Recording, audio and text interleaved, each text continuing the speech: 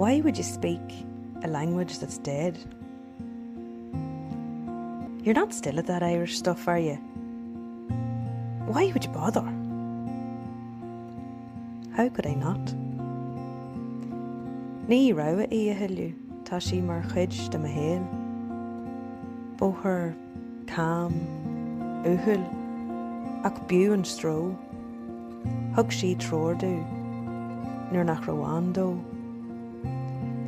Ní bheith tú sever a riú, a dúirt ban lum. Ach, tá severs de chinál eile agam, a Jerem leihí. Duscail mé an doras, no going back now for me. Lig mé da háliacht sní isteach I mo chrí. She brought with her cináltas, cargus, cúis agus brí. Ugh, I just don't get it. It's not like English at all. No, níl sí. Just accept her as such. Scaoilead na Lancashire, a chothí an brú. Ag genú comparaide de here, only limits your view. Is Scéal le néalart, holding on to the past. Is latsa an chuacht, to define your own path. Anhfuil cad agam dul go dtí an leithris. It's not funny. It's sad. Sad that your whole experience of this beautiful thing can be diluted entirely to this singular phrase. Da digha an luach lehi, horha shans elegy. Nílim se cínte how it came to be, ach chionti me mo gaelgóir, whatever that means. Ní maithlam an chairma, nach spragan ach imni. Tabronar níl mo gaelgóir why? I wasn't reared with Irish. Why the need to explain?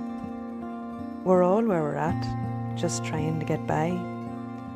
Ní lórim go crin, tá mé ró canúnach. Well, is agat?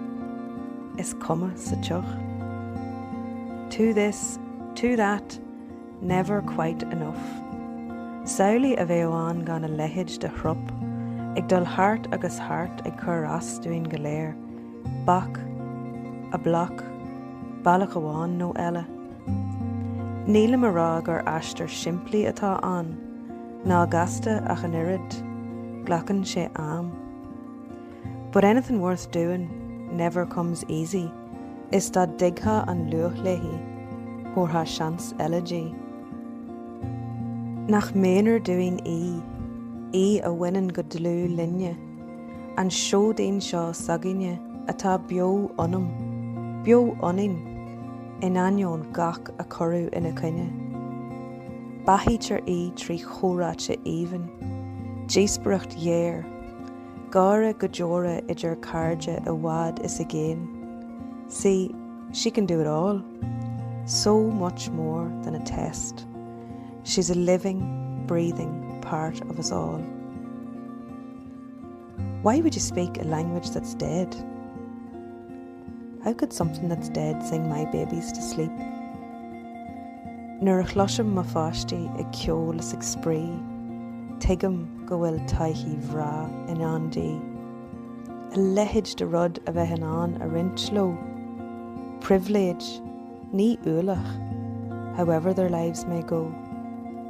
Da digha an luach lehi, horha shans elegy. Da digha an luach lehi, horha shans elegy.